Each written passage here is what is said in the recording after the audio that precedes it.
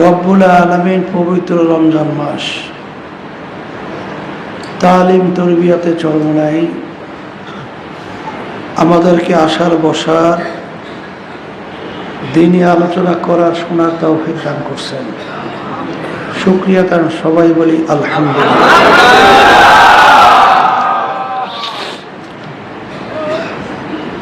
সব সময় মনে রাখা লাগবে আল্লাহ রসুল সাল্লাল্লাহু আলাইহি ওয়াসাল্লাম মসজিদের মেম্বারে প্রথম পা রাখছিলেন, বললেন আমিন। দ্বিতীয় পা রাখছেন আমিন, তৃতীয় পা রাখছেন আমিন। সাহাবায়ে কেরাম জিজ্ঞাসা করলেন, আল্লাহ রসুল সাল্লাল্লাহু আলাইহি ওয়াসাল্লাম, এইভাবে মেম্বারে পা রাখা অবস্থায় আপনাকে আমিন বলতে তো কখনই আমরা দেখি নাই। আমিন বলার কারণ কি? আল্লাহ রসুল সাল্লাল্লাহু আলাইহি ওয়াসাল্লাম বলছেন, জিবরাইল আমিন আসছে, তিনটা দোয়া করছে, দোয়া কবুল হওয়ার জন্য আমি আমিন বলছি। জিবরাইল আমিন আসছে, আল্লাহ রাব্বুল আলামিনের হুকুম ছাড়া জিবরাইল আমিন আসে নাই, আসতে পারে না। তিনটা দোয়া করছেন, আল্লাহ রাব্বুল আলামিন দোয়া শিক্ষা দেওয়া ছাড়া দোয়া করতে পারে নাই।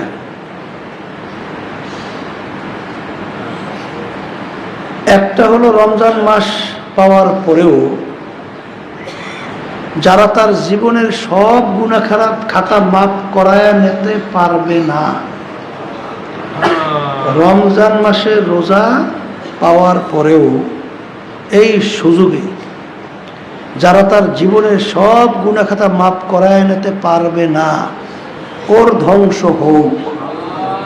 জিবরাইল আলাইহিস সালাতু ওয়াস সালাম এই দোয়া করছে, ওর ধ্বংস হোক। আল্লাহ রসুল সাল্লাল্লাহু আলাইহি ওয়াসাল্লাম এই দোয়া কবুল হওয়ার জন্য বললেন আমিন। আল্লাহ আপনি কবুল করে নেন। আর দ্বিতীয় দোয়া, দুনিয়ায় থাকা অবস্থায় যেই আল্লাহর বান্দা বান্দিরা তার বাপ মাকে জ্যান্ত অবস্থায় পাইছে, অথবা দুইজনের একজনকে জ্যান্ত অবস্থায় পাইছে, তাদের খেদমত কইরা দুনিয়ায় থাকা অবস্থায় যে বেহেশত কামাই করে নিতে পারলো না, তার ধ্বংস হোক। আল্লাহ রসুল সাল্লাল্লাহু আলাইহি ওয়াসাল্লাম বললেন আমিন। তৃতীয় দোয়া, আপনার নাম শোনার পরে যারা দুরূদ শরীফ পড়বে না, ওদের ধ্বংস হোক। আল্লাহ রসুল সাল্লাল্লাহু আলাইহি ওয়াসাল্লাম বলছেন আমিন। রমজান মাসের কথা শুনছেন, আল্লাহ রসুল সাল্লাল্লাহু আলাইহি ওয়াসাল্লাম বলছেন, প্রথম 10 দিন আল্লাহর রহমতে ভরা, রমজানের দ্বিতীয় 10 দিন মাগফিরাতে ভরা, তৃতীয় 10 দিন বিশেষ করে আল্লাহ রাব্বুল আলামিন জাহান্নাম থেকে মুক্তি দান করার জন্য স্পেশাল লাগছেন। তো আজকে রহমতের 7ম দিন, আজকে আমাদের থেকে যাইতেছে। জানি না আমরা কে কতদূর রহমত পাইলাম, রহমত পেলাম কিনা। এই যে একটা তালাশ, এই যে একটা আফসোস, যারাই করবে তারাই পাবে। আর যাদের ভিতরে তালাশ নাই, চেষ্টা নাই, আফসোস নাই, তারা কিন্তু বঞ্চিত হবে। সবসময় কথা মনে রাখা লাগবে, ওমর ফারুক রাদিয়াল্লাহু তাআলা ঈদের দিনে দরজা বন্ধ করে কাঁদতেছিল। সাহাবায়ে কেরাম বলেন, আমিরুল মুমিনিন, ঈদের দিন মানে খুশির দিন, সবাই দরজা বন্ধ, সবাই আজকে খুশি, ঈদগাহে যাইতেছে, কিন্তু আপনি ঘরের দরজা বন্ধ করে কেন কাঁদতেছেন? তিনি বলতেছেন, জিবরাইল আমিন দোয়া করছেন, আল্লাহ নবী সাল্লাল্লাহু আলাইহি ওয়াসাল্লাম আমিন বলছেন, দোয়া কবুলের ভিতরে কোনো সন্দেহ নাই। আমি ওমর তো জানি না আমার উপর থেকে রমজান মাসে রোজা চলে গেছে, আমি আমার জীবনের গুনাহ মাফ করাইতে পারছি কিনা। এই জন্য আজকেও ঈদের দিন আল্লাহ রাব্বুল আলামিন বান্দা বান্দাকে মাফ করবেন। আজকেও আমি একটু চেষ্টা করে দেখি যে আমি আমার গুনাহ মাফ করাইতে পারি কিনা। এই ছিল তাদের ঈমান, এই ছিল তাদের বিশ্বাস। আসলে যে শুনতেছি আমরা কোরআনুল কারীমের ভিতরে আল্লাহ রাব্বুল আলামিন বলছেন যে কোরআনুল কারীমের একটা অক্ষর কেউ তেলাওয়াত করবে তার আমল নামায় 10টা নেকি জমা হবে। আর এক ব্যক্তি ওই একই অক্ষর তেলাওয়াত করলো, তার আমল নামার ভিতরে 10 থেকে 700 নেকি পর্যন্ত জমা হয়েছে। এরপরে আল্লাহ রাব্বুল আলামিন কোরআনুল কারীমের ভিতরে বলতেছেন আল্লাহু ইউদাইফু লিমান ইয়াশা। আল্লাহ রাব্বুল আলামিন যার উপরে রহমত, যার উপরে দয়া আইসা যায়, 10 আর 700 না, হিসাব ছাড়া গণনা ছাড়া আল্লাহ রাব্বুল আলামিন তাকে নেকি দান করে। এখানে একটা বিষয় মনে রাখা লাগবে, একই অক্ষর কোরআনুল কারীমের একজনে তেলাওয়াত করছে 10 নেকি পাইছে, আর একজনে তেলাওয়াত করছে 10 থেকে 700 নেকি পাইছে, আর একজনে তেলাওয়াত করছে হিসাব ছাড়া নেকি পাইছে। একই অক্ষর। তাহলে এই ব্যাপারটা কি? এই ব্যাপারটা হলো আসলে যার ভিতরে ইমানের মজবুতি যত বেশি, যার ইমান যত নির্ভেজাল হবে, যার ইমান যত স্বচ্ছ হবে, তার নেকির পরিমাণও ওইভাবে বাইরে যায়। যার বাস্তব একটা প্রমাণ আমরা জানি, আবার স্মরণ করে দেওয়ার জন্য বলছি। কোরআনুল কারীমে আয়াত নাযিল হয়েছে যে আল্লাহ রাব্বুল আলামিন যেই বান্দাবান্দি খালেস তাওবা করবে, তাওবাতুন নাসুহা, নাসুহা হোসেন নসুয়া কেসা। আসলে নাসুহা শব্দের অর্থ নির্ভেজাল খালেস তাওবা, এটাকে বলা হয় নাসুহা। নির্ভেজাল স্বচ্ছ খালেস তাওবা যে করবে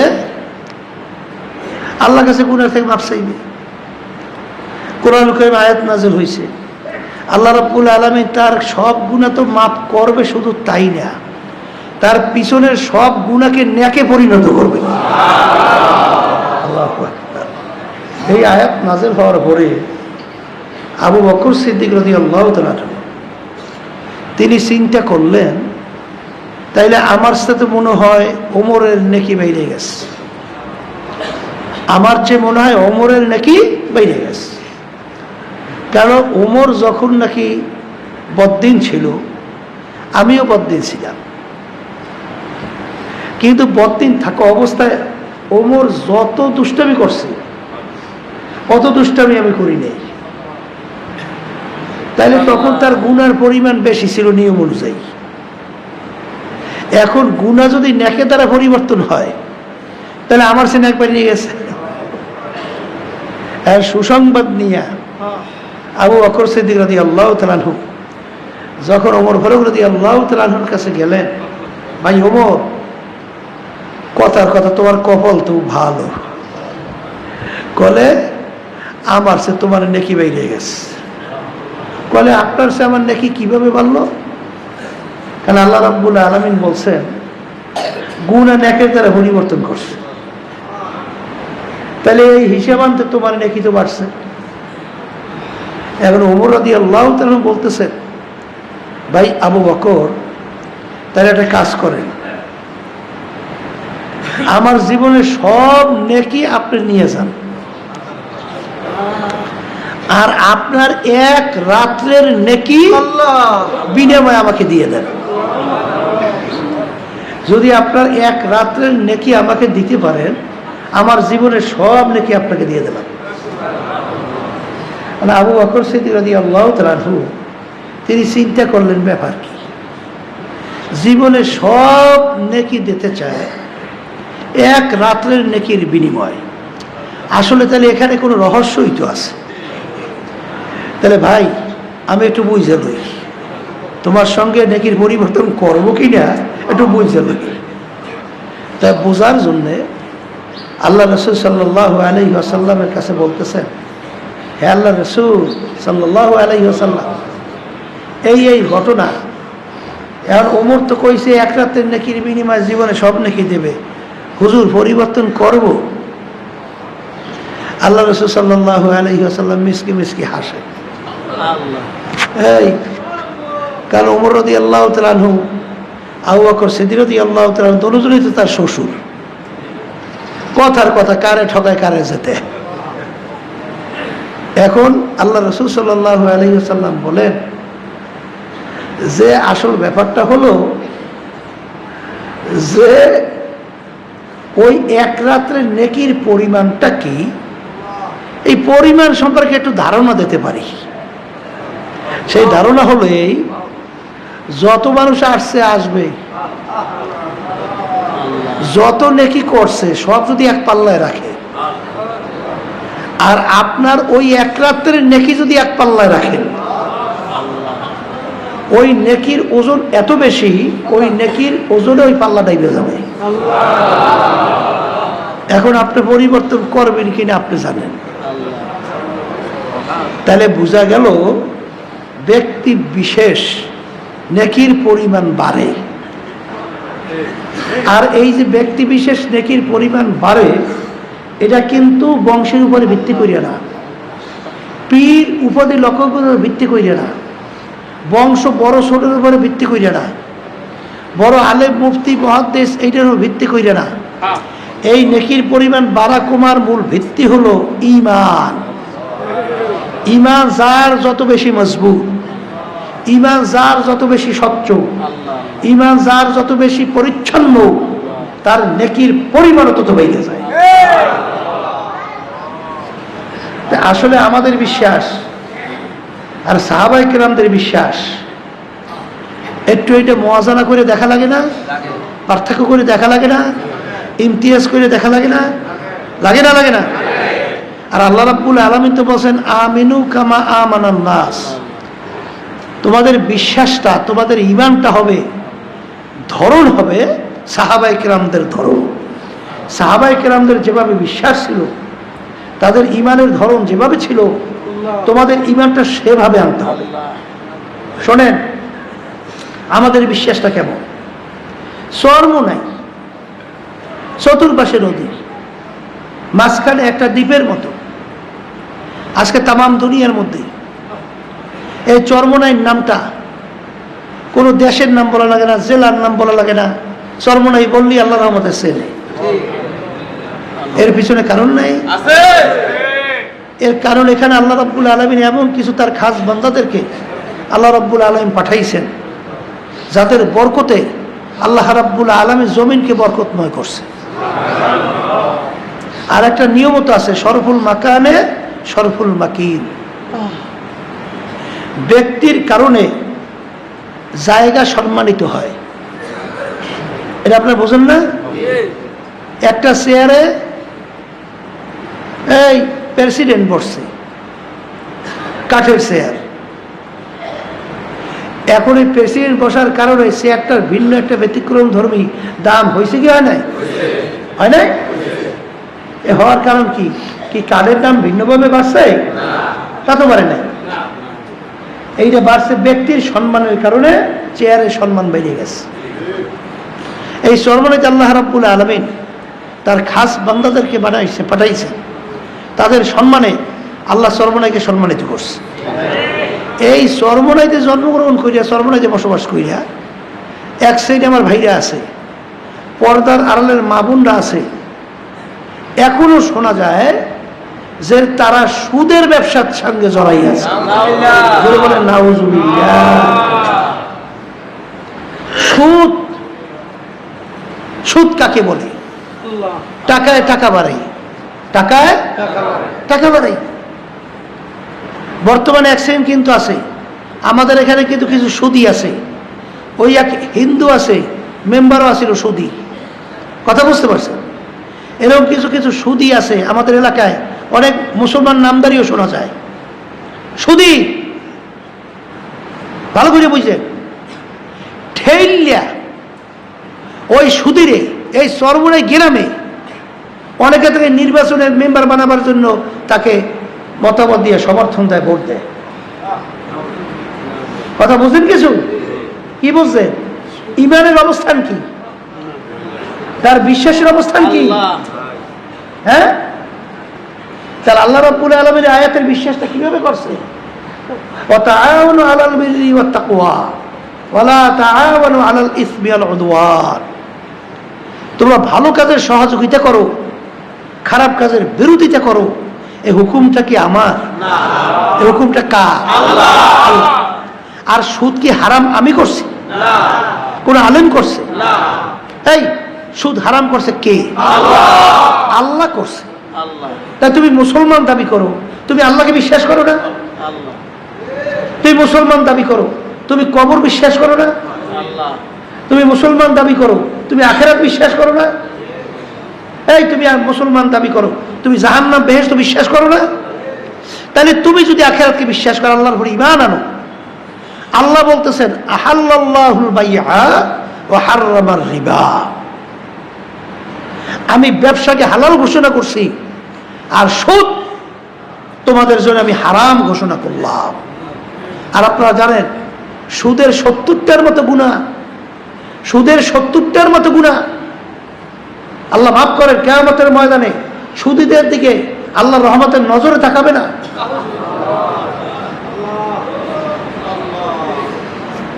নাউযুবিল্লাহি মিন যালিক। সুদী যারা সুদের সাথে জড়াইয়া থাকবে, 70টার মতো গুনাহ আপনারা জানেন যে নাউযুবিল্লাহ ঘৃণা জমাবার জন্য উদাহরণ, মায়ের সঙ্গে অপকর্ম লিপ্ত হওয়ার চেয়েও বড় ঘৃণিত হলো সুদের গুনাহ। হাসতে হাসতে ওদিকে মুসলমান দাবি করে, ওদিকে নামাজও শোনা যায় পড়ে, ওদিকে ভাই সুদের ব্যবসার সঙ্গে জড়াইয়ে থাকে। এ কপাল ফোড়া, হারামে কিন্তু আরাম নাই। হারামে কি নাই? আর এই সুদের সঙ্গে বেশি জড়াইয়ে শোনা যায় মহিলাদেরকে। এই মহিলাদেরকে বর্তমানে এনজিওর মাধ্যমে ওদেরকে সদস্য বানায়, সুদী বানায়। আর এগুলা মুসলমান দাবি করিয়া এই সুদীগুলা চরমনাইতে বসবাস করিয়া তারপর ওরা সুদের ব্যবসার সঙ্গে জড়ায়। তাহলে কি ওদের ইমানের অবস্থান কি? দুর্বল না? ইমানের অবস্থা দুর্বল না? আর এই ইমানের উপরে ভিত্তি করে নেকের পরিমাণ বাড়ে কমে না? আসতে কয় এই বলেন, জোরে বলেন। আর আবু বকর সিদ্দিক রাদিয়াল্লাহু তাআলা আনহু, তাদের বিশ্বাসটা কেমন ছিল, তাদের ঈমান কেমন ছিল? আল্লাহু আকবার। জানেন তো তাদের ঈমানের পরিমাণের অবস্থানটা কেমন ছিল? আর আপনার আমার ঈমানের অবস্থান কেমন ছিল? হ্যাঁ, এই আবু বকর সিদ্দিক রাদিয়াল্লাহু তাআলা আনহু, তার ঈমান বাড়বেন না কেন? ওই যে যেই রাত্রির কথা বলা হয়েছে, হ্যাঁ, ওই রাত্রির ব্যাপারে আল্লাহ রাসূল সাল্লাল্লাহু আলাইহি ওয়াসাল্লাম প্রায় 6 মাস আগে আবু বকর সিদ্দিক রাদিয়াল্লাহু তাআলা আনহুকে বলতেছিলেন, আবু বকর তুমি প্রস্তুত থাকিও, হিজরতের হুকুম আসতে পারে। প্রায় 6 মাস, 6 মাস পরে হিজরতের হুকুম এসে গেছে। গভীর রাত্র আল্লাহ রাসূল সাল্লাল্লাহু আলাইহি ওয়াসাল্লাম যাই আবু বকর সিদ্দিক রাদিয়াল্লাহু তাআলা ঘরের দরজায় যখন নাকি নাড়া দিয়েছেন, নাড়া দিয়ে বলতেছেন আবু বকর, দরজায় আঘাত করে বলতেছেন আবু বকর, বলার সঙ্গে সঙ্গে ভিতর থেকে টাস করে মুহূর্ত দেরি নাই। আল্লাহ রাসূল সাল্লাল্লাহু আলাইহি ওয়াসাল্লাম কথার কথা আশ্চর্য হয়ে বলতেছেন, আবু বকর তুমি এত তাড়াতাড়ি দরজা কিভাবে খুললা? তখন তিনি বলতেছেন, আল্লাহ রাসূল সাল্লাল্লাহু আলাইহি ওয়াসাল্লাম যেদিন আপনি বলছেন আবু বকর তুমি প্রস্তুত থাইকো, তখন থেকে আমি আবু বকর বিছানে পিঠ লাগাইয়ে ঘুমাই না। এমনকি ঘরের দরজার খিলও আমি আটকাই না। কারণ আল্লাহ রসুল বলেছেন আবু বকর প্রস্তুত থাকিও, হিজরতের হুকুম আসতে পারে। আল্লাহ আল্লাহ। তখন আমি চিন্তা করছি যে কখন না কোন সময় হিজরতের হুকুম আসে। আজ সরদার দো জাহান মুহাম্মদ রাসূলুল্লাহ সাল্লাল্লাহু আলাইহি ওয়াসাল্লাম, আল্লাহর রসুল এসে আমার ঘরের দরজায় এসে দাঁড়াইয়া থাকবে, আর আমি বা আবু বকর যদি ঘুমাইয়া থাকি, তাহলে আল্লাহ রসুলের কষ্ট হবে। এইটা আমি কিভাবে সহ্য করব? এইটা আমি সহ্য করতে পারবো না। এর জন্য আমি দরজার খিলু আটকাই নেই। কি বোঝেন তাদের ইমানের অবস্থান কি? হ্যাঁ, ওই যে রাত্রে গুহার ভিতরে ছিল, জানেন না? আল্লাহ নবী সাল্লাল্লাহু আলাইহি ওয়াসাল্লাম তার রানের উপরে মাথা রেখে ঘুমাইতেছে, বিভিন্ন ছিদ্র দেখা যায়। এখন আবু বকর সিদ্দিক রাদিয়াল্লাহু তাআলা চিন্তা করলেন যে ছিদ্র দিয়ে হয়তো বা বিষাক্ত সাপ উঠতে পারে, বিষাক্ত বিশ্ব উঠতে পারে, আল্লাহর হাবিবকে কষ্ট দিতে পারে। এই জন্য আপনারা জানেন ওই যে জামা সেইটা তারপর ওই গর্থের মুখগুলো আটকাইছে। আল্লাহর হাবিব রানের উপরে মাথা রেখে ঘুমায়, আর আবু বকর সিদ্দিক রাদিয়াল্লাহু তাআলা আনহু তিনি ওই গর্থের মুখ আটকায়। কাপড় শেষ, একটা গর্থের মুখ রেখে রয়ে গেছে, আটকাইতে পারে না। হ্যাঁ, তখন তিনি ওই যে ফায়ের গোড়ালি বুড়ি আঙ্গুল দিয়া তারপর ওই সিঁদুর আটকাইয়া তিনি আল্লাহর হাবিব ঘুমাইতে আসে, নড়াচড়া না লাগে। গর্তের ভিতরে সাপ, আল্লাহর হাবিব আসছে গুহার ভিতরে দেখা করবে। কবুতরের কথা শুনছেন, বহুত আগ থেকেই ওখানে বাসা বাড়িতে অপেক্ষা করতে আসে।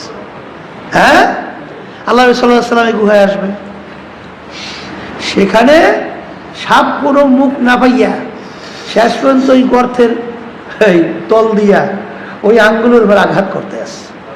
বিষাক্ত সাপ বিষে ধরিয়ে গেছে, নাড়াও দেয় না।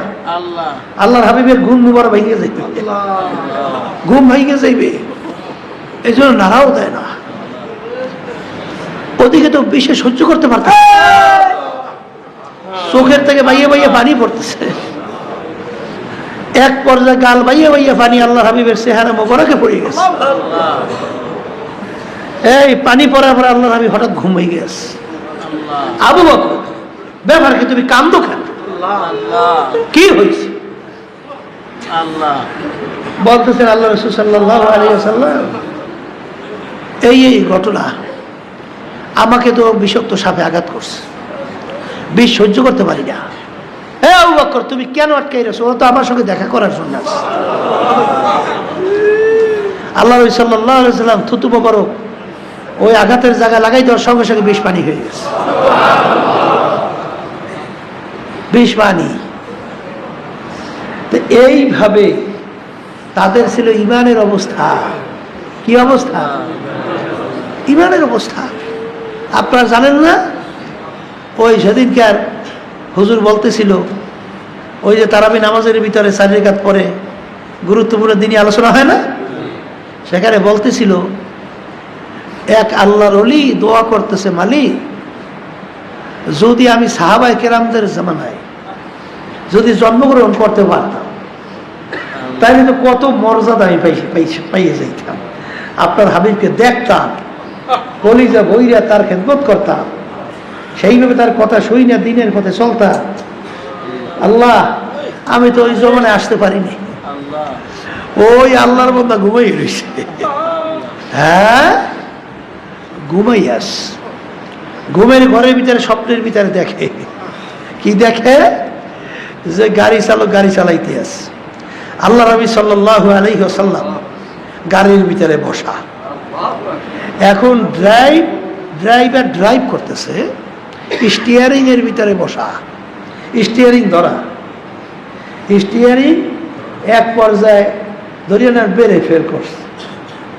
এখন গাড়ি পথ ছুতো, পথ বেলাইন ছাড়াই গেছে। এখন গাড়ি আঘাত করতেছে এমন এক জায়গায় যে যদি গাড়ির গতি না থামে, তাহলে আল্লাহ নবী সাল্লাল্লাহু আলাইহি ওয়াসাল্লাম তিনি বিদায় হয়ে দুনিয়া থেকে চলে যাবে, মানে তিনি শাহাদাত বরণ করবেন, মারা যাবেন।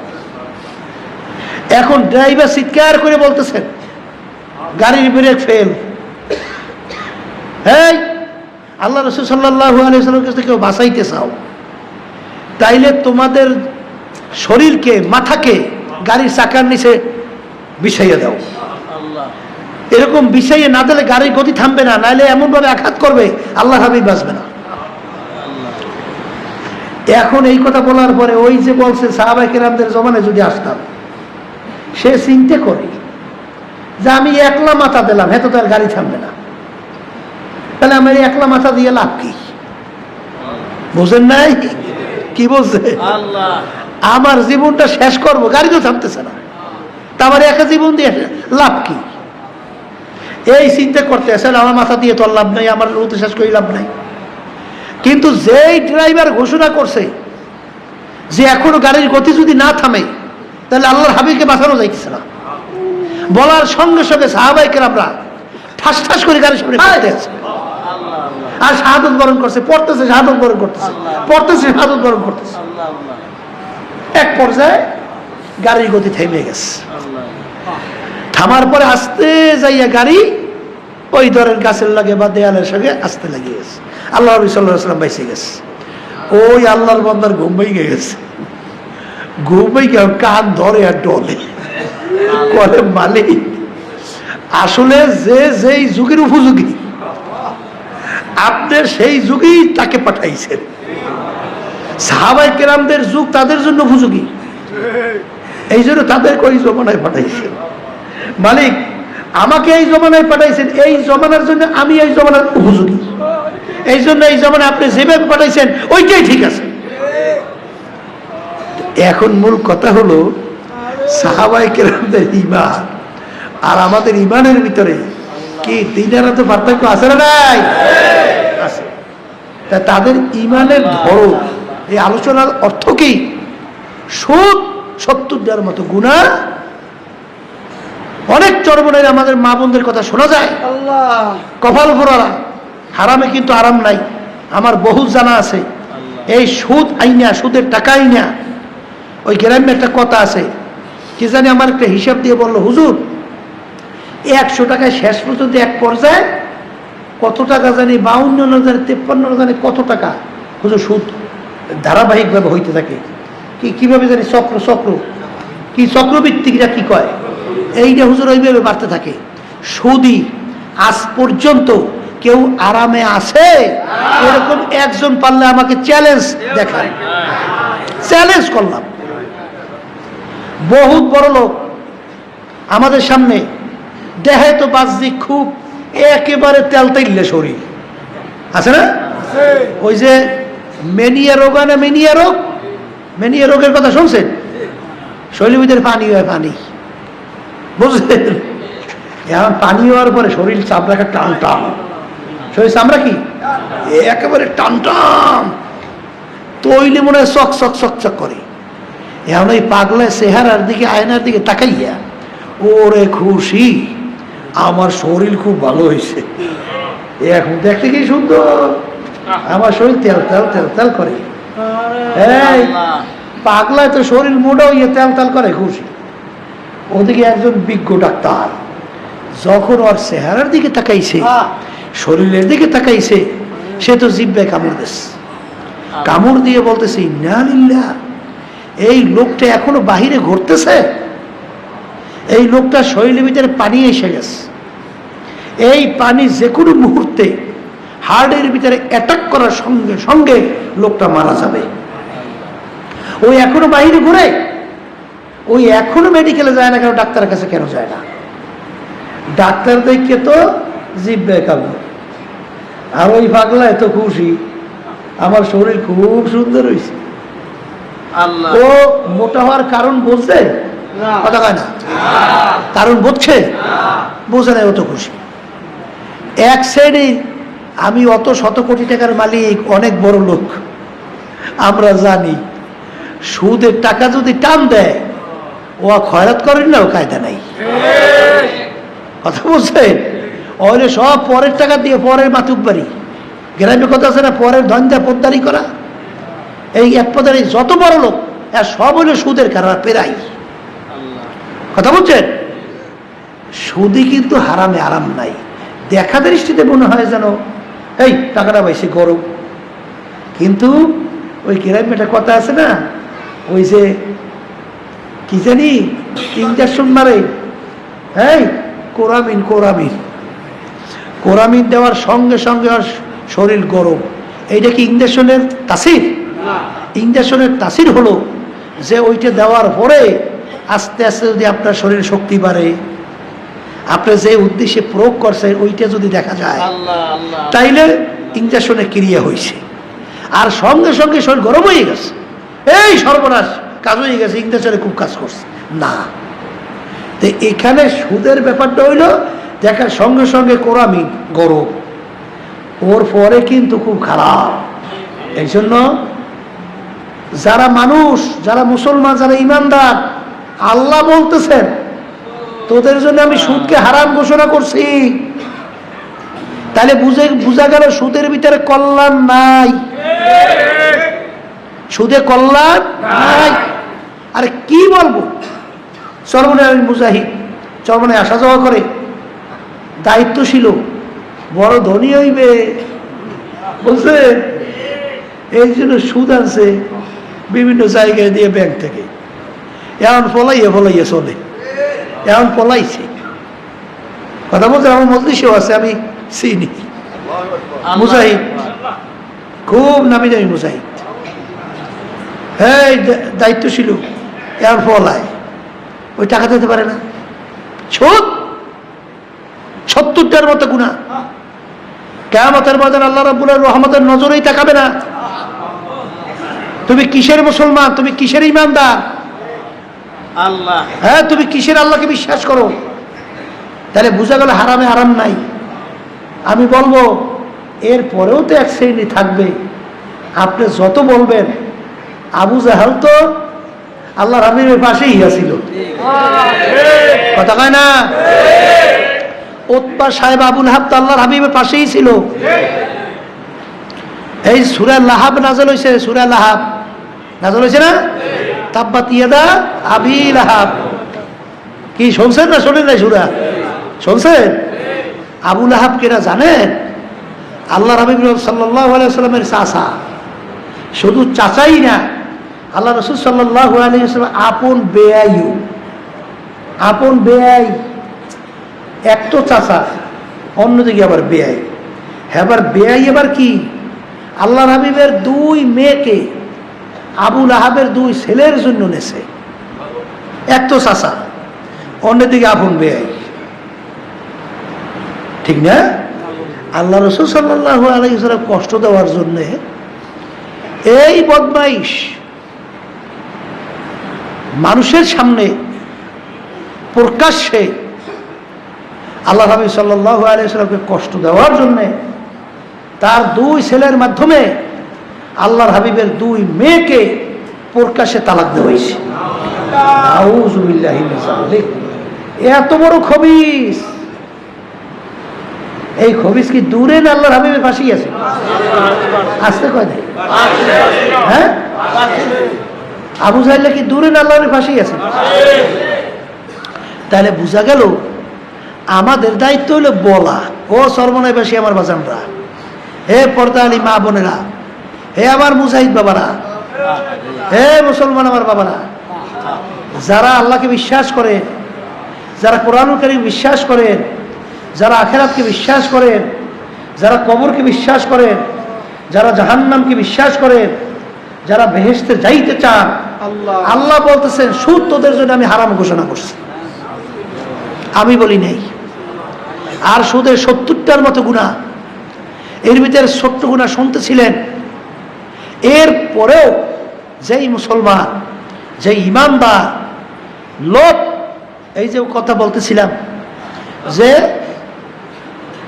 আল্লাহ রাব্বুল আলামিন মানুষকে সর্বশ্রেষ্ঠ সম্মানিত করে ঘোষণা করছেন, ঠিক না? ওয়ালাকাদ কাররামনা। কিন্তু দুনিয়ার কোনো যুক্তিতে মানুষ সম্মানিত হওয়ার কোনো যুক্তি নাই।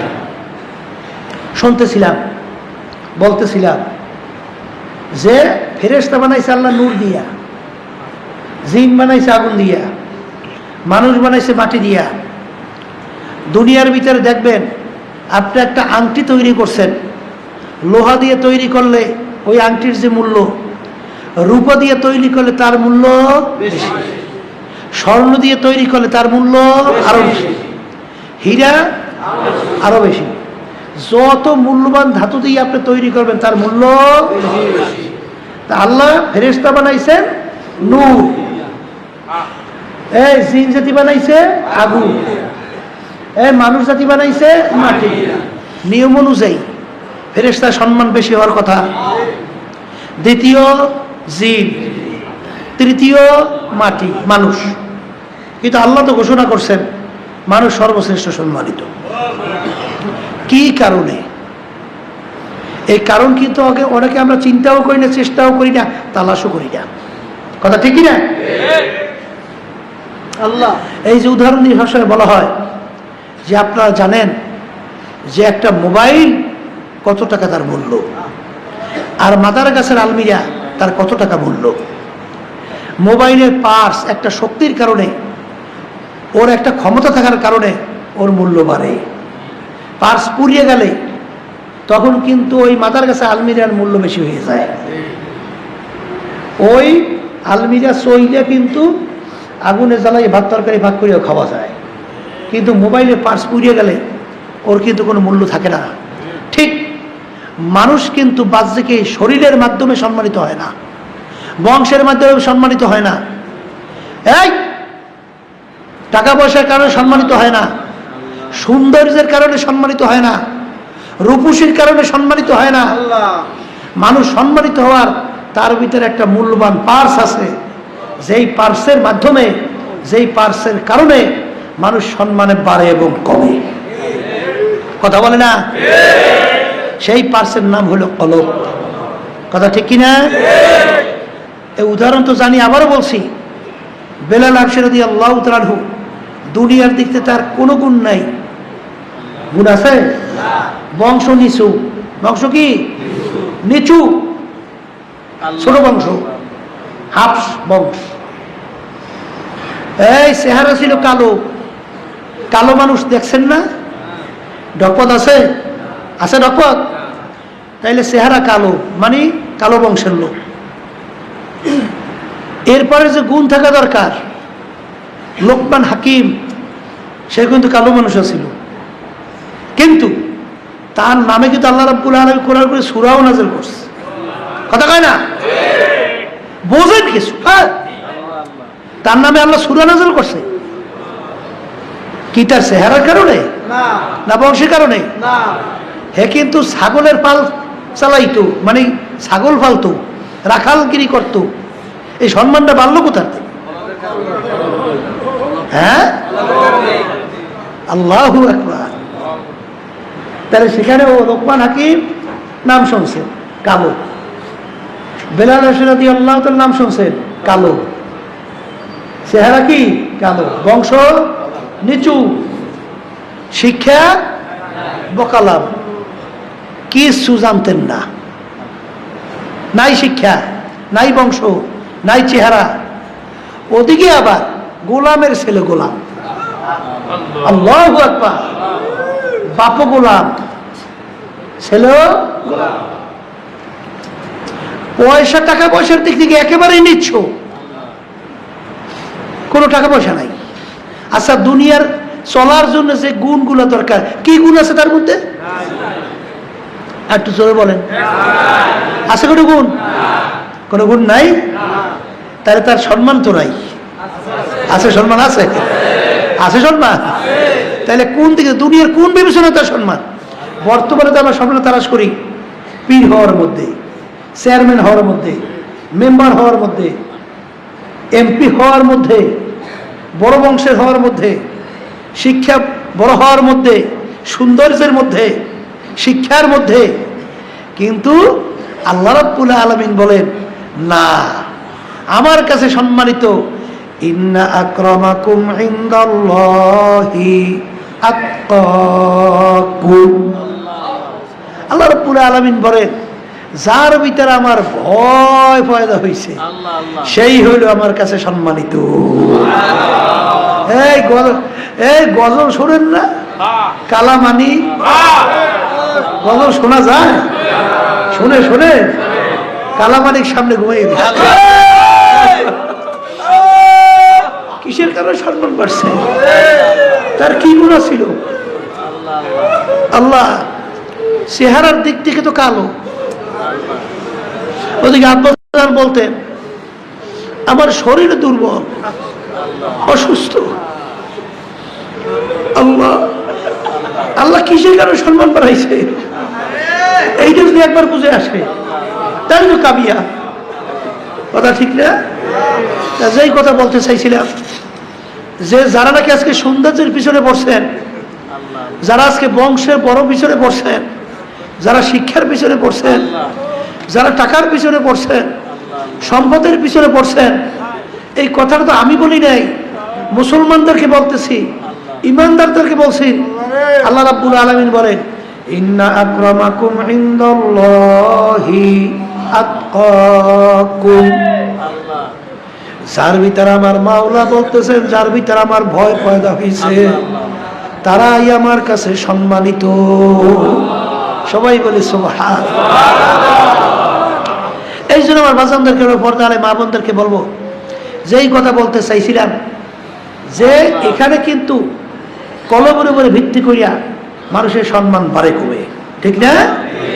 এই যে আল্লাহ রাব্বুল আলামিন ঘোষণা করছেন যে সমস্ত মাখলুকাতের ভিতরে শ্রেষ্ঠ মানুষ, এইটা কিন্তু কলমের উপরে ভিত্তি করিয়া।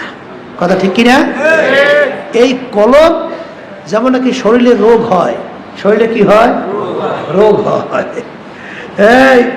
এই শরীরের রোগ সারার জন্যে ডাক্তারের কাছে যাই না, এরকম কলমের রোগ আছে। কলমের কি আছে? রোগ আছে। এই কলমের রোগ যখন ভালো হইয়া যায় আল্লাহর ফজল করবে ওই মানুষটা ওই পার্সের কারণে ফেরেশতার চেয়েও সম্মানিত। কথা ঠিক না? এই রোগগুলা দূর করার জন্যই আপনারা জানেন আল্লাহ রসুলকে আল্লাহ দুনিয়াতে পাঠাইছেন। এই পাঠানের কয়েকটা কারণের ভিতরে একটা হলো ওয়ুযাক্কিহি। কথা কয় না? এই ইয়াতলু আলাইহিম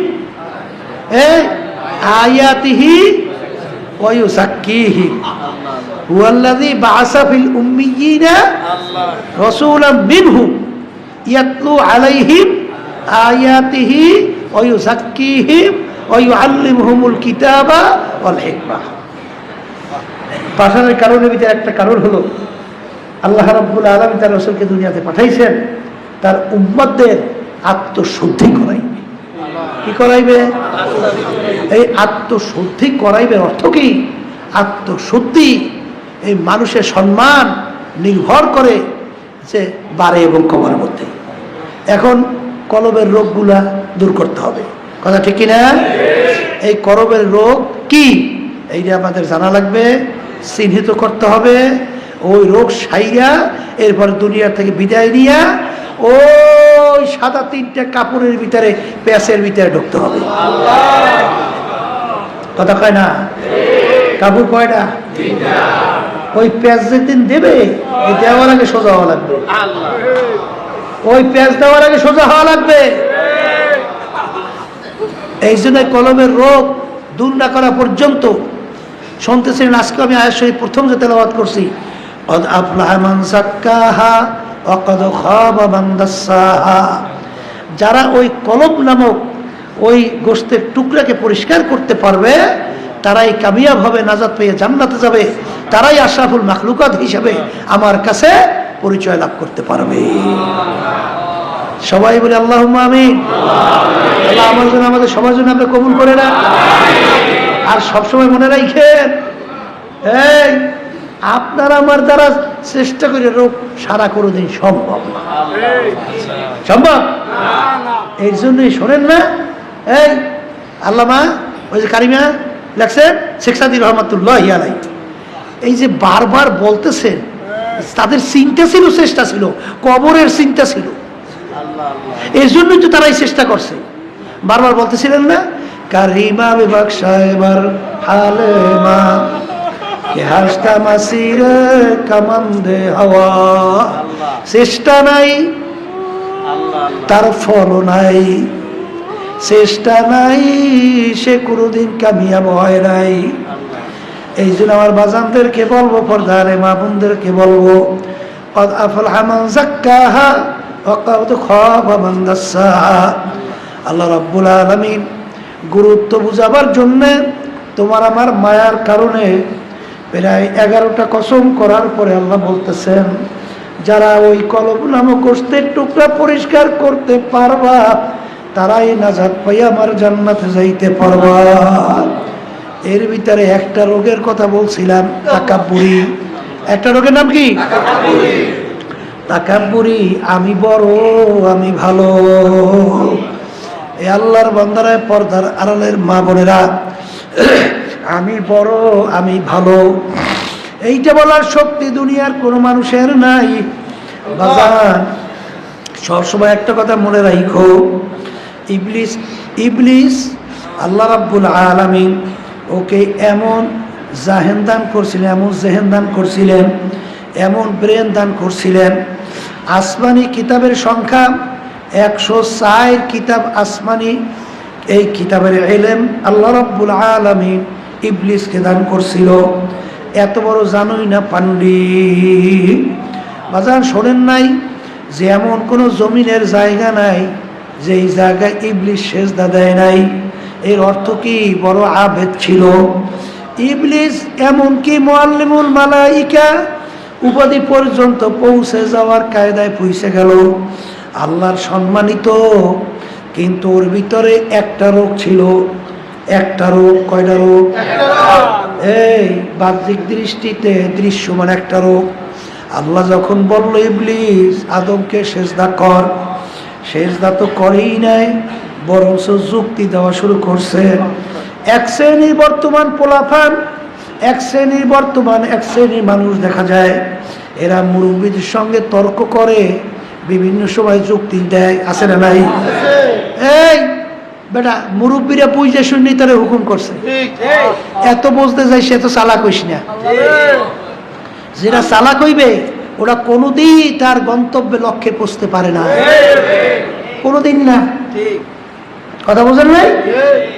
ওই যে শুনছেন হাজী তোফাজ্জল সাহেব রহমাতুল্লাহি আলাইহি, হোসেন স্প্রিং এর মালিক, আল্লাহু আকবার, মুন্সিগঞ্জ, তিনি নির্বাচন চলাকালীন সময় ইন্তেকাল করছেন। নির্বাচনে ইসলামের পক্ষে প্রার্থী হয়েছিল। সাংবাদিকরা পরে প্রশ্ন করছিল যে আপনি নির্বাচনে তার হয়েছেন কেন? তখন বলছিল কয়েকটা কারণ। একটা কারণ হলো আল্লাহর কুতুবের নাম উল্লেখ করে বলেন, হুজুর বলছেন হাজী সাহেব ইসলামের পক্ষে দাঁড়াই থাকেন। হুজুর বলছেন ইসলামের পক্ষে দাঁড়াই থাকেন। কি হইবে তা আমি জানি না, আমি ইসলামের পক্ষে দাঁড়াই হয়েছি। আর একটা কি জানি, এটা আমার পুরো স্মরণ নেই, দুইটা না জানি কয়টা কথা। ওই নির্বাচন চলাকালীন সময় তিনি যেটা শুনছিলাম, যেটা মনে পড়তেছে, ওই স্টেজেই তিনি ইন্তেকাল করছে, মানে স্টক করছে। পরবর্তী দুনিয়া থেকে বিদায় নিয়ে কবরে গেল। জানি না কি হয়েছে, 4 বছর না কত বছর পরে যখন তার কবর ভেঙে গেছে, তাকে কাপড়ের সবর, কাপড় সহ দেশে লাশ তাজা করে দিয়েছে। কি হইবে জানি না। হুজুর বলছেন ইসলামের পক্ষে দাঁড়াই থাকো। এখনো শোনা যায় কিছু চরমনায়ের মুজাহিদ দাবি কইয়া এখনো বিভিন্ন ধরনের যুক্তি দেয়। আছে না? আল্লাহর সংখ্যা কম, কিন্তু তারপরে আমাদের এটা আফসোস না, এ আল্লাহর বান্দারা এত যুক্তি, এত বুদ্ধি, এই সব জায়গায় বুদ্ধি চলে মেয়া? হ্যাঁ, ওই ইঞ্জিনিয়ার বুদ্ধি সব জায়গায় চলে না মেয়া, চলে না। ওই আব্বাজান বারবার উদাহরণ দিয়ে বলতো না যে ইঞ্জিনিয়ার পালকিতে যায়, কান্দের মধ্যে উড়াইয়া, ওটার আগে কইতে লস্কর নাকি আগে জানতেন না? ওই যে পালকিতে চলতো, এখন সামনে খাল বাজছে, খাল, এখন ওই লস্কর যারা কান্দে ওই পালকি নিয়ে যায়, বলে ইঞ্জিনিয়ার সাহেব স্যার নামা লাগবে, সামনে খাল, খাল বোঝেন তো? এই নালে পালকি ডুববে, বলে কেন? তোমরা একটা কাজ করো, খালের পানি মাপো। কি মাপবে? খালের পানি। তাই পাশে মাপছে 1 ফুট, এইবার ধরেন 2 ফুট, এইবার দেয় 3 ফুট, 3.5 ফুট, এইবার আবার উঠতে উঠতে আবার 1 ফুট। এবার ইঞ্জিনিয়ারিং এর গড় করে, গড় 1 ফুট, 3.5 ফুট, এই গড় করিয়া দেয় হয়েছে 2 ফুট। কয় ফুট? এক গড় 2 ফুট। এখন কইতে আছে হ্যাঁ পালকি চালাও, চলবে, অসুবিধা নেই। এখন যখন নাকি পালকি চালাইতে আছে 3.5 ফুটের জায়গায় যখন গেছে, এখন তো ডোবে। এখন ঠরো, এই দাঁড়াও দাঁড়াও, কি হয়েছে? হিসাব কোনো জায়গায় ভুল হইল নাকি? কি রে, পালকি ডোবে কা? পালকি ডোবে কেন? এখন হিসাব নিকাশ আবার অঙ্কে থাকবে না, হিসাব তো ঠিক আছে, পালকি ডোবে কা? তখন ওই যারা নাকি ওই পালকি টানে ওরা বলতেছে স্যার সব জায়গায় ইঞ্জিনিয়ারিং এর হিসাব চলে না।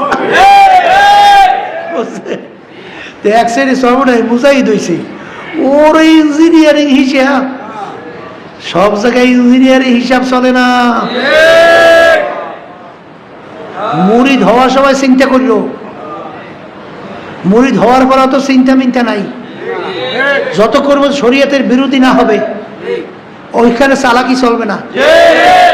চালাকি করছে তো ধ্বংস, এইটাই হলো ইতিহাস, ঠিক না? এই জন্য সব জায়গায় চালাকি চলে না। ইবলিস চালাকি করছে, ইবলিস কি করছে? চালাকি করছে। চালাকি করে ইবলিস বলতে আছে যে আনা খায়রুম মিনহু খলাকতানি মিন নার ওয়া খলাকতাহু মিন তিন, আনা খায়রুম মিনহু খলাকতানি মিন নার ওয়া খলাকতাহু মিন তিন। রব্বুল আলামিন আমাকে বানাইছেন আগুন, ওই যে কথা বলছিলাম, কথা কয় না? আগুন সম্মান বেশি, গতি উপরে। আর আদমকে বানাইছেন মাটি, আমার চেয়ে আদমের সম্মানের চেয়ে আমার সম্মান বেশি, আমি আদমকে সেজদা করব কেন? কি দেখা দৃষ্টিতে যুক্তি ঠিক আছে না? কথা কথা ঠিক আছে না? কিন্তু যুক্তিটা কার সঙ্গে? আহকামুল হাকিমিন রব্বুল আলামিন, আল্লাহর সঙ্গে যুক্তি দেয়। আল্লাহ রব্বুল আলামিন গোসা হয়ে গেছে, গোসাল ওরে খবিস, তোর এত বড় সাহস, তুই আমার হুকুম তো মানলেই না, আমার সঙ্গে যুক্তি দাও।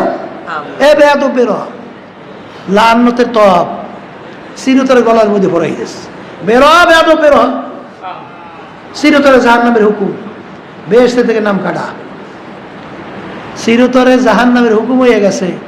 দোষ কয়টা? একটা। আনা খায়রুম মিনহু খলাকতানি মিন নার ওয়া খলাকতাহু মিন তিন, আমাকে বানাইছেন আগুন দিয়া, আদমকে মাটি, আগুনের গতি ঊর্ধ্বে, মাটির গতি নিম্নে, যার গতি ঊর্ধ্বে সম্মান বেশি, উচিত ছিল আদম আমাকে সেজদা করবে, আমি কেন আদমকে সেজদা করব? একেবারে চিরতরে জাহান্নামের হুকুম, কথা ঠিক না বেঠিক? এ আল্লাহর বান্দারা, পর্দা আলে মা বোনেরা, এইটা একটা কলবের সবচেয়ে বড় রোগ, কলবের বড় রোগ। এইটা কিন্তু কলব থেকে দূর করা রাখবে। সবসময় মনকে বুঝানো, রে মন নবীরা ছাড়া, নবীরা ছাড়া এই নিষ্পাপ, এইটা বলার শক্তি কারো আছে? কারণ কি তা জানেন? নবী রাসূলুল্লাহ আল্লাহর ডাইরেক্ট জুরিডিকশনের ভিতরে নিয়ন্ত্রিত ছিল, কথা কয় না? আপনারা আমি কি আমার মালিকের ডাইরেক্ট জুরিডিকশন নিয়ন্ত্রণে? হ্যাঁ, আমাদেরকে এখতিয়ার দিয়েছে না? কি দিয়েছে কি দেয় নাই? তাহলে বোঝা গেল যে নবীরা ছাড়া কেউ কিন্তু আমরা নিষ্পাপ না। বলেন নবীরা ছাড়া কেউই আমরা নিষ্পাপ না, কথা ঠিক কিনা? এটা কিন্তু আমি বলি না, আল্লাহ রাসূল সাল্লাল্লাহু আলাইহি ওয়াসাল্লাম বলছেন। আল্লাহ রাসূল কি বলছেন? কুল্লুকুম খাত্তাউন, তোমরা সবাই গুনাহগার, গুনাহগার ছাড়া কেউ নাই। কিন্তু কেউ মনে করেন না আমি পৌত পবিত্র, কেউ মনে করেন না, সবাই গুনাহগার। গুনাহ মাফ হইছে, সার্টিফিকেট কেউ পাইছি? একটা গুনাহের বিনিময়ে জাহান্নামের শিকল হাতে পায়ে লাগতে পারে? পারে। আচ্ছা, তাইলে আমি ভালো, আমি বড়, আমি অমুক, আমি তমুক সমুক, এইটা বলার শক্তি কারো না আছে? এই জন্য আমার বাজানদেরকে বলবো আল্লাহ আল্লাহ যে সবসময় মনে রাখা লাগবে এই কলবের যে রোগটা, আমি ভালো, আমি অমুকের চেয়ে ভালো, আমি অমুকের চেয়ে অমুক টমুক সমুক, এইটা কিন্তু একটা কলবের বড় রোগ। এইটা আল্লাহ মনে সহ্যই করে না, আল্লাহ সহ্যই করে না। ওই সশয় ঘটনা বলা হয়, শোনেন নাই? হ্যাঁ, ওই যে বড় বাঘ, মাঝে বাঘ আর পাতি শ্রীকাল একাত্রিত হয়ে শিকার করছে। শিকারও তিনটে পাইছে, গাধা, হরিণ, খরগোশ। বড় বাঘ বলতে আছে ভাগ কর। চিতাবাঘ চিন্তা করছে স্বাদের গোস্ত কোনটা? হরিণের। ওইটা আমার ভাগে রাখা লাগবে। তাই ভাগে রাখতে হইলে পদ্ধতি বের করা লাগবে না? এখন এই পদ্ধতি, ওই যুক্তি তালাশ করে পদ্ধতি বের করছে। এখন বলতে আছেন মহারাজ, শরীর অনুযায়ী বন্টন। যার শরীর বড়, খাদ্য বড়, মেজো খাদ্য মেজো, ছোট খাদ্য ছোট। তাহলে গাদা বড়, ওইটা আপনার ভাগে।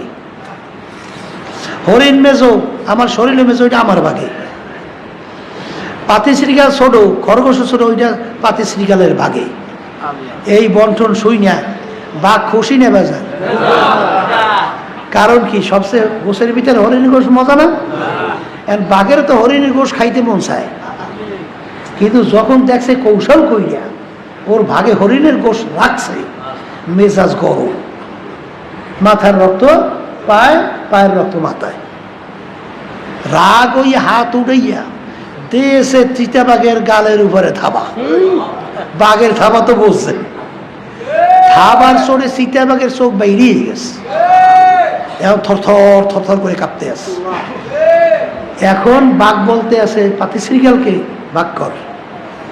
পাতি শ্রীকাল চিন্তা করছে এক থাবার চড়ে চোখ বেরিয়ে গেছে, আমি যদি বন্টনে বেকায়দা করি আর থাবা মারলে তোমার রুহুই থাকবে না।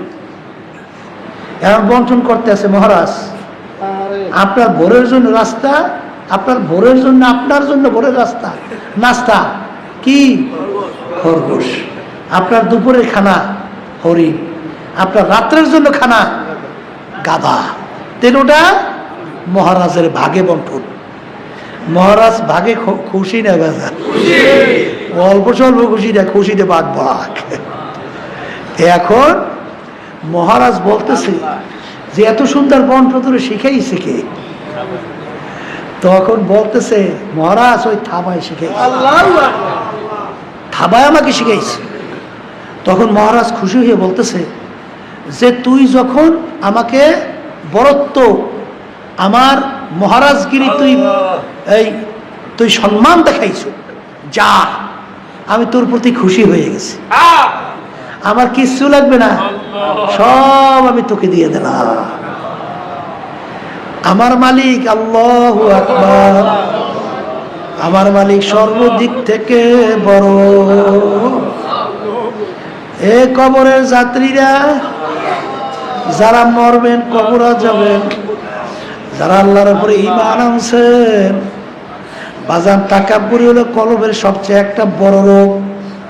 আমি আমি আমি এই রোগটা আল্লাহ সহ্যই করে না। আনা ইন্দামু না, আল্লাহু আকবার, আল্লাহু আকবার। এই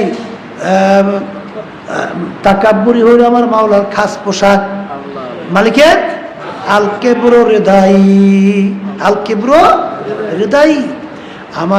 আমার মালিকের খাস পোশাক হলো তাকাব্বুরি। এই গুণ একমাত্র আমার মালিকের জন্য খাস।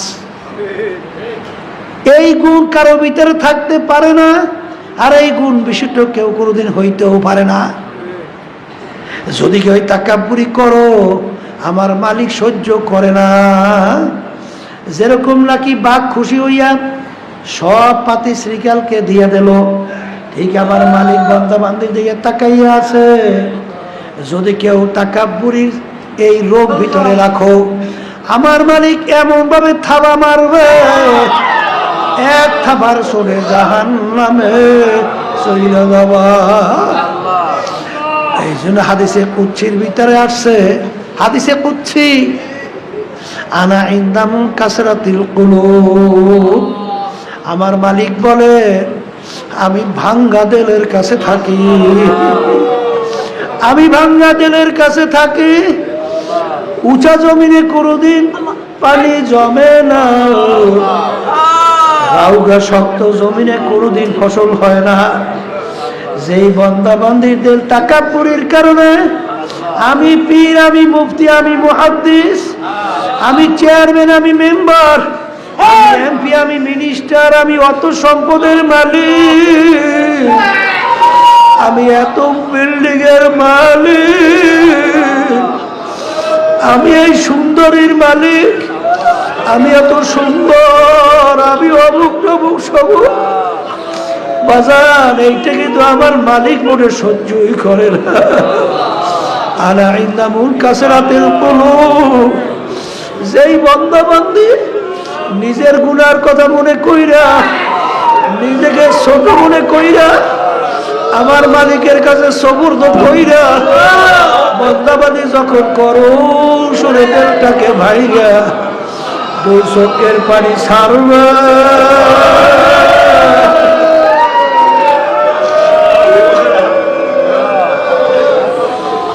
আর মালিকের দরবারে বলবে, আমার দয়ার মালিক, তুমি যদি আমাকে মাপ নাই করো মালিক, ওই জাহান্নামের আযাব এক সেকেন্ড সহ্য করার আমার না, কবরে আযাব সহ্য করার শক্তি আমার নাই। আমার মালিক কিয়ামতের ময়দানে সূর্য যখন ওই সূর্যের আযাব, আল্লাহ তাপ সহ্য করার শক্তি আমার নাই। আল্লাহ আমাকে মাফ করে দেন। ইন্নাল্লাহা লা ইয়ানজুরু ইলা সুওয়ারিকুম ওয়া আমালিকুম ওয়ালাকিন ইয়ানজুরু ইলা নিয়াতিকুম ওয়া কুলুবিকুম আও কামা ক্বালা আলাইহিস সালাতু ওয়াস সালাম। আমার মালিক ভাঙ্গা দিলের কাছে থাকে। এ আল্লাহর বান্দারা, পর্দালে মা বোনেরা, বাজান আমি বইলা লাভ কি? বরঞ্চ আমার মালিকের রহমতে বঞ্চিত হয়ে যাবা, বরঞ্চ শয়তানের খাসলা চরিত্র ভিতরে তৈরি হবে। এই যে আমার বাজানদেরকে বলবো, পর্দারে মা বোনদেরকে বলবো, যখন এরকম ভিতরে ভাব আসবে তখন নিজের গুনার কথা মনে কইরো, আমার মালিক এই গুনাহ যদি আপনি আমাকে মাফ না করেন, আমার মালিক তখন এই গুনার বিনিময়ে তুমি যদি আমাকে জাহান্নামের হুকুম দিয়ে দাও,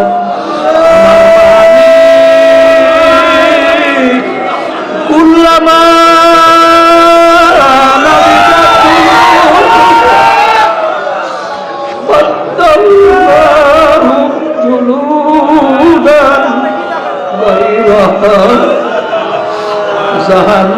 জাহান্নামের ভিতরে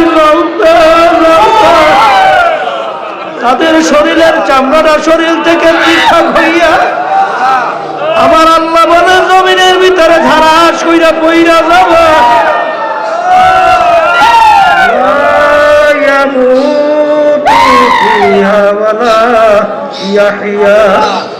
মানুষ বাঁচবেও না, মরবেও না।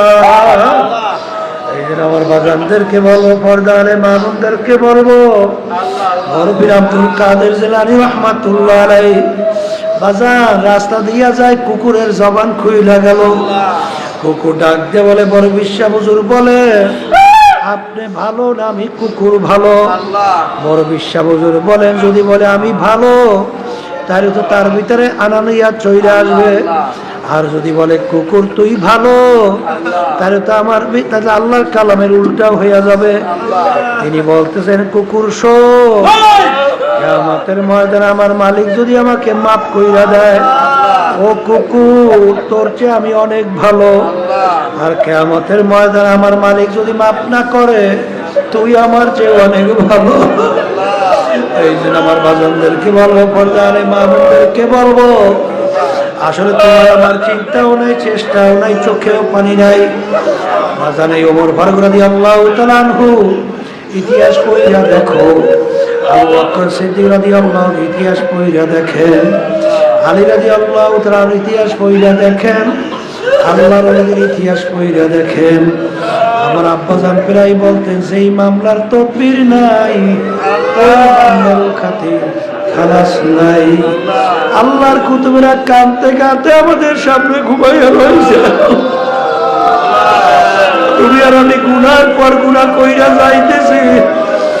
আরে আরে, একটু চিন্তাও নাই, চেষ্টাও নাই, চোখেও পারি নাই। রমজান মাস রহমতের মাস, আমার মালিক তাকাইয়া আছে। বান্দা বান্দি আমার মালিকের দরবারে দিলটাকে ভাইগা নিজে অপরাধকে স্বীকার কইরা যদি করুণ সুরে ডাক দাও, হে আমার দয়ার মালিক,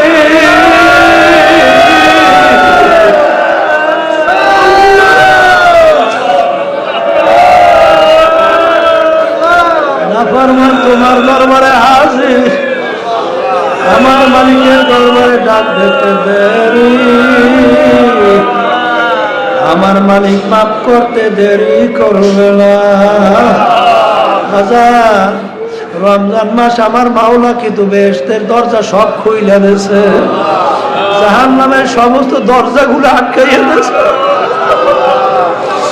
শয়তানকে বন্দী কইরা দিয়েছে। এই রমজান মাসের সুযোগ পাইয়া যারা গুনাহ মাফ করাইয়া দিতে পারবো না, তার ধ্বংস।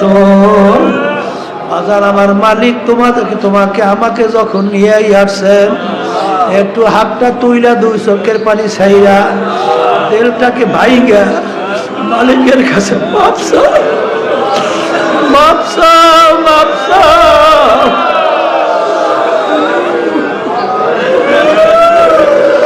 মাপ চাওয়ার মতো যদি চাইতে পারো, আমার মালিক মাহরুম করবে না।